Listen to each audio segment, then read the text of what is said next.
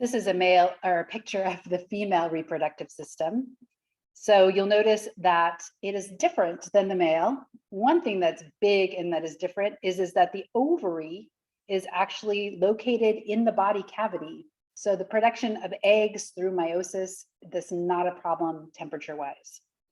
We also have, interestingly, this is so weird, the oviduct or the uterine tube is not directly connected to the ovary. There's these finger-like projections, and when the egg is released into or from the ovary, it has to be sucked up into the uterine tube. It could possibly become lost within the body cavity. So let's talk about the transport of the egg. We have as the gonads, these would be the ovaries. The ovaries are also endocrine, so they not only produce eggs, but they also produce estrogen and progesterone. So we'll just put hormones. So it has an endocrine function, the ovaries do. When we look at the release of the egg, that is ovulation.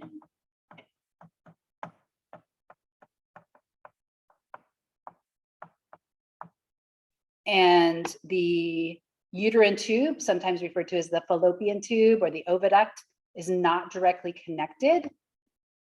So the egg must be drawn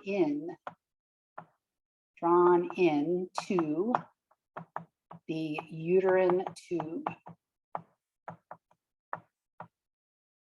This uterine tube is also where fertilization has to take place.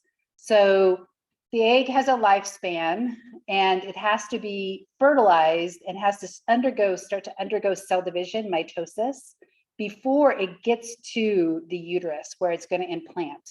And so if implantation is to occur of the embryo,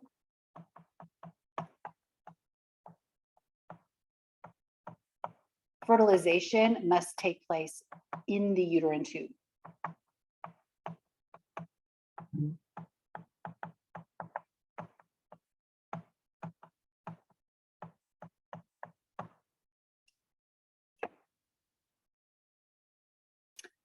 So from the uterine tube, we go to the uterus. And so the uterus is sometimes referred to as the womb. And it is super interesting. One thing that's interesting about it is that it is smooth muscle. So during labor, the smooth muscle is going to contract and it's going to force the fetus out through the birth canal. The smooth muscle is actually what is referred to as the myometrium.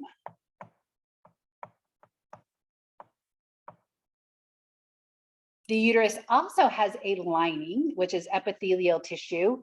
The lining of the uterus, you might have heard of this, is called the endometrium. One of the weird things about the endometrium is that in the female's reproductive cycle, the endometrium is going to thicken, getting ready for implantation, and then menstruation, if implantation doesn't occur, the endometrium is what is going to be sloughed off. And so the endometrium is super important. That's where the developing embryo is going to implant first, and the maintenance of that endometrium is super important in maintaining the pregnancy. You might have also heard of endometriosis. So this lining, sometimes the cells are also found in the body cavity. Let's talk about that actually. So endometriosis is where we have cells in the body cavity. Sometimes they can be attached to organs, for example, and they respond to hormones. Now, at one point, we thought that endometriosis might be due to, or most frequently due to, the endometrial cells going the wrong way. So during menstruation, we want those endometrial cells to come out through the cervix and out through the vagina. If they came up through the uterine tube, they could potentially get into the body cavity. And so endometriosis can be just awful, it can be painful, it can be debilitating. Sometimes women have to be opened up and actually have their organs actually scraped to remove the tissue that is causing problems, the endometrial tissue that's lining their organs in their body cavity. So there's actually some new theories that during embryonic development, those cells get out into the body cavity. So you're born kind of predisposed to getting endometriosis because of something that went awry during your own development. And so that is something that you might have heard of that is related to the uterus and the lining of the uterus. Okay. The next part is a physical barrier, which is called the cervix. The cervix is a barrier between the vagina and the uterus.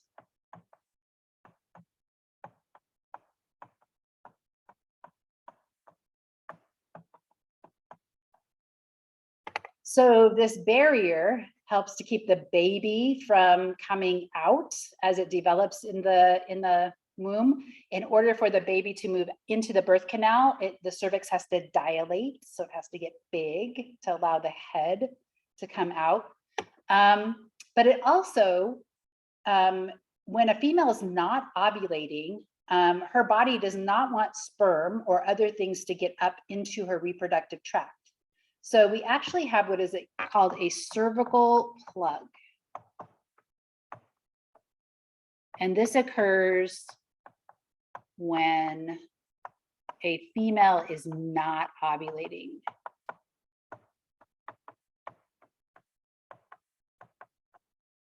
So this is a barrier to the sperm moving further up into the reproductive system. So what happens during ovulation is a change in hormones causes this cervical plug to thin, and sometimes it even comes out. So sometimes females can tell when they're ovulating because they have discharge from the vagina. And that's that cervical plug, it thins and it comes out, and then the sperm are able to move up and into the reproductive tract. And then we have the vagina. And the vagina is where we have the copulatory structure, the penis. So this is where ejaculation of the penis generally occurs.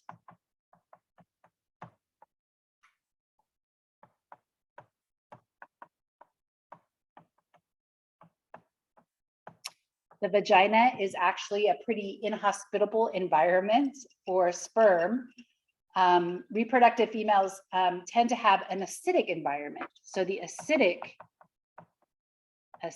environment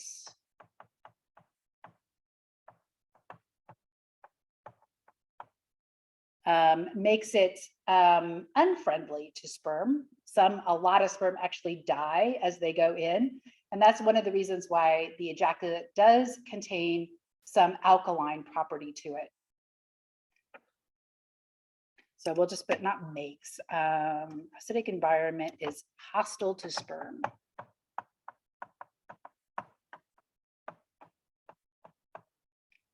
It's also hostile to bad bacteria infections and fungus. So like yeast infections can sometimes occur if the vagina is not acidic enough. You can get yeast overgrowth, and then you have to apply a fungicide in order to get rid of your yeast infection. Okay, so you'll notice here that we do have external genitalia on the female. This is the clitoris. It has erectile tissue in it.